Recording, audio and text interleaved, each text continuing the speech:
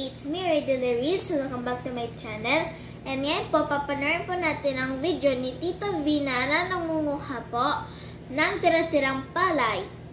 And then po, muli po itong binalikan ni Madam Lori para po bigyan po ng munting tulong.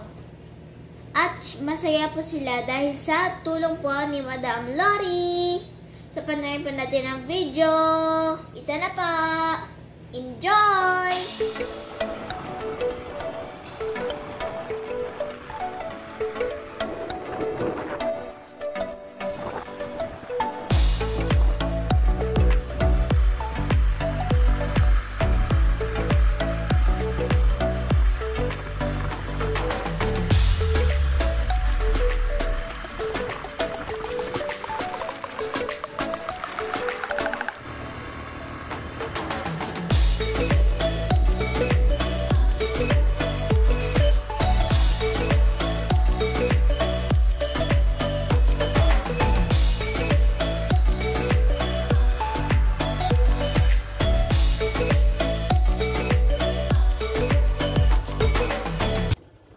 So, yan po. Nandito na po tayo sa bahay ni Tita Vina.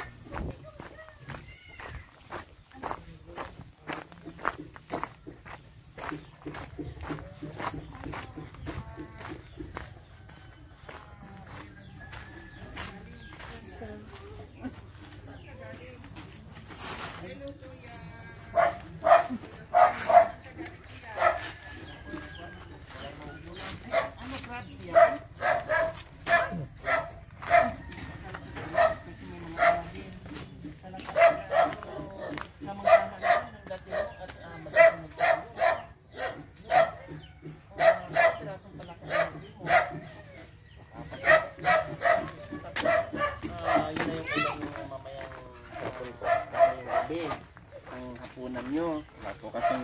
Ano yung ano mo? Ano to? Kuhol po. Ah, kuhol. Diyan sila yung pangkurang pangkain nyo. Okay. Okay. Salamat. Hi, kamusta si wala bang taping sa TV naman ngayon? Kukunti. Apat.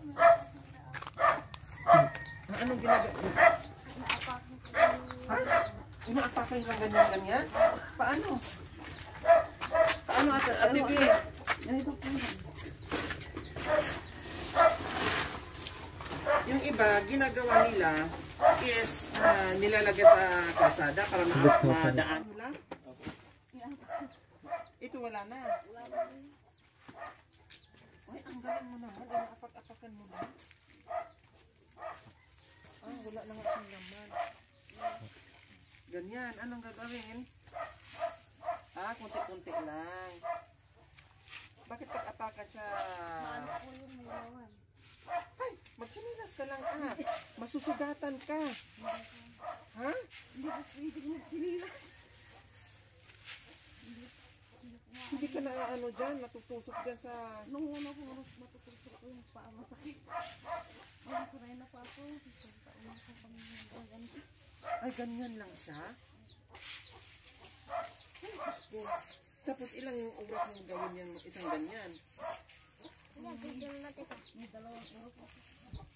Ilang oras? Ito ilang sa... Ganun ba? Kailan kayo matapos pag ganun. Ay, Diyos ko, ginoo ko mga kababayan. Ganyan pala ang pag-ano. Kasi ang ano, yung iba, yung nilalagay lang nila mga kababayan sa gitna na ano yung ano niya, palay niya, yung bigas. Anong tawag siyaan? Yung yaan, yung ganito. Yan, yung mabuti ng palay. So matatang. Makati siya. Kuha ka ng kapiraso, tapos isa. Ganun lang ah. Matagal kong matapos. Ha? Matagal na. Tapos na agad. Ganunin mo lang siya, parang tawag nito, parang malunggay. Kundi tapos na. Sa'yo talagang inaapak-apakan mo, no?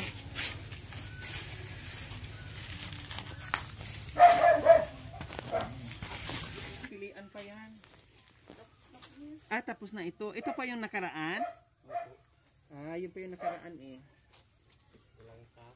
Ay, oo nga, no? Ate Vilma, no? Ang galing nyo. Ang galing mo, Ate Vina, no? So, si mister mo, nang huli ng palaka, akala ko crabs, kasi meron pang mga sipit-sipit gano'n, yung pala palaka. Ilang piraso ang huli nyo? 4 lang po. 4, tapos, siyempre, tatanggalin pa yung ulo. 5 sila. Tatanggalin yung kamay. Yung bitukan niya. Wala nang natira. Lagyan po ng ampalaya, sabawan ng marami, pwede na. Kumakain din mga bata? Anong luto yung may sabaw? Ayo, namingwit ng palak. Apat lang ang nakuha. Paano sa'yo? Sabaw na lang, 5 kakain. Kati lang din. Pingit. Ngayon, naka-4. Akala ko crabs kasi may mga sipit ganyan. Yung lumala. Kukat-kukat na pala. So, ayan. 4 nakuha. 5 sila. Siyempre, magpapaubaya si mama at saka si papa. Bahala na yung mga anak. Basta mauna na yung mga anak na mabusog. No? Bahala na yung nanay kung may sobra. Sabaw-sabaw na lang. Makaraos. No? Ganun lang po mga kababayan. Pwede ba tayong hati tayo nito? Excuse me lang. No? Magkano per kilo? Ang kain sponsor na sabihin natin doon sa ating sponsor na nagpapatulong kung mga gamit ng mga bata o wala. So ngayon, sa Makatuwid, walang gamit ng mga bata. So, sasabihin natin ngayon doon sa ating sponsor para mabihan sila, ha? Yeah. So, okay, kaya nandito kami kasi mayroon tayong gininto ang puso noon ang ating mga dalawang sponsor na nagpapaabot muli sa inyo ng biyaya. No? Kailang itong inapakapakan mo na ano. Saging sa mga ulam nyo. Ano yan?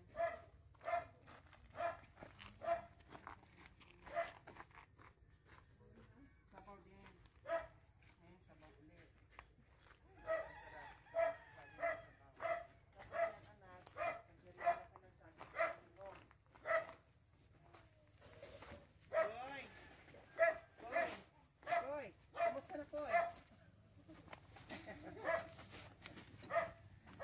Okay, dito ka Ate Vil. Ate, gusto ko grabe ka. Napapakan mo lang yung aray ko para nangatin na. Parang panay ano mo at panay kamot mo Ate V.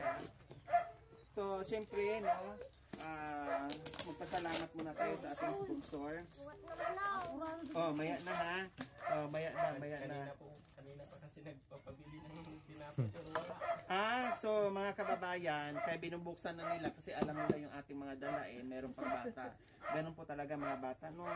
So kanina pa pala sila nagpapabili ng tinapay, no? Nire-request ng mga bata na bibili ng tinapay. Kaya lang syempre, walang pambili, no? Hindi nila makakain yung tinapay. Ngayon, nakita ko kumain sila ng saging saba, hinog na saging saba. So bago natin bubuksan anak, magpasalamat muna tayo. Maraming salamat po muli sa ating sponsor na si Ma'am Mel T. Abat at sa ating silent sponsor, no? Ayan po. Maraming salamat po sa inyong gininto ang puso, no? Sa biyayang ipinagkaloob niyo po dito sa pamilya ni Ate Vina na talagang nandiyan kayo para sa mga kapuspalad natin mga kababayan, no? At lalong-lalo na itong mga bata na talagang minsan lang nila makain yung mga ganitong pagkain. Maraming salamat po. Nawa ay pagpalain kayo sa Panginoong Diyos sa araw-araw upang sa ganon, marami tayong mga kababayan na mabigyan ng tulong. Maraming salamat po sa inyo. Okay? Bilisan ko na kasi nagpapabili ng tinapay, hindi nabilhan, gutom ang mga bata, nabutan ko kumain ng hinog na saging saba. Kaya sige, go, buksan nyo na mga ano. Oh. Sige, bahala na kayo dyan. Tapos may biscuit na yung isa, may hawak na. No. Okay. Meron tayong uling, may mga kape ka pa? Ubus na? Tapos, wala ng grocery. Ubus na rin. So, meron kang mga dilata uli. Ayan. May mga dilata uli.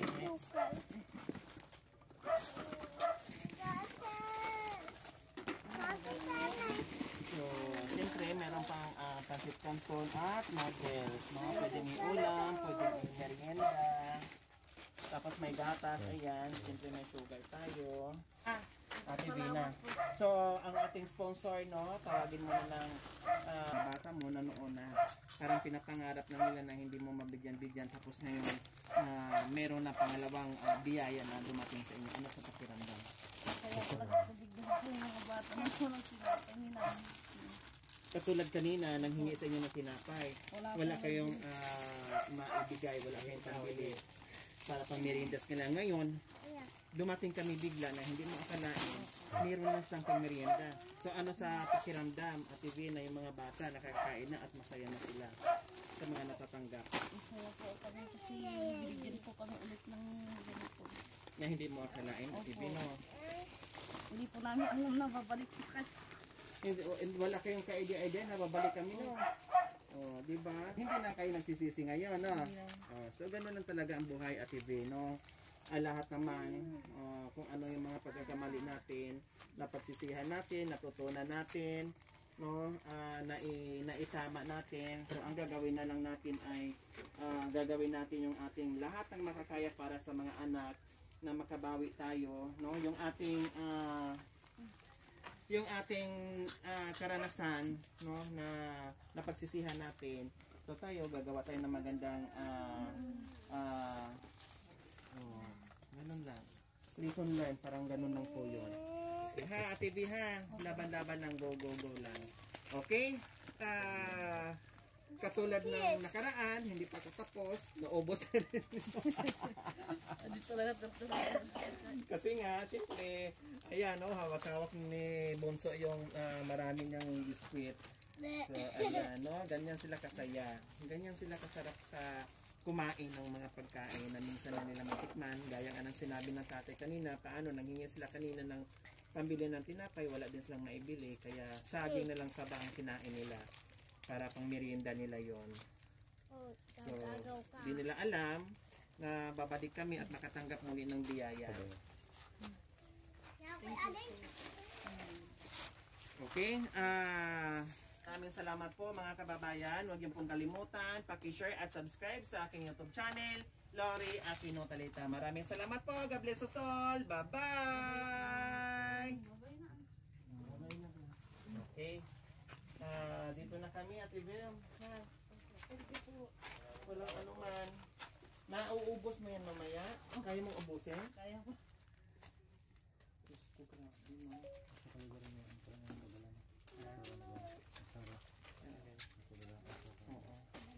Dalawa.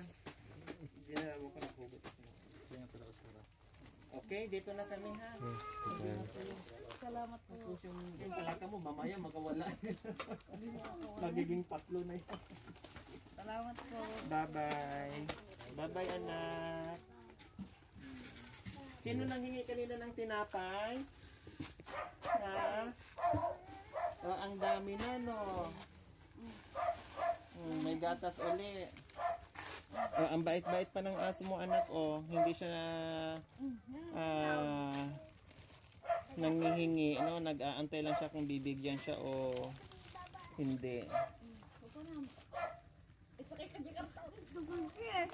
Sasakay daw siya? Hilain mo na, hilain. Sakay na, hilain. Sige, sakay ka, hilain natin. Gawin mo tatakot din siya. Okay, bye-bye na. Bye-bye mga anak. Bye-bye. Ay, yung plastic pala. Salamat po. Cesar. Bye-bye. Bye-bye.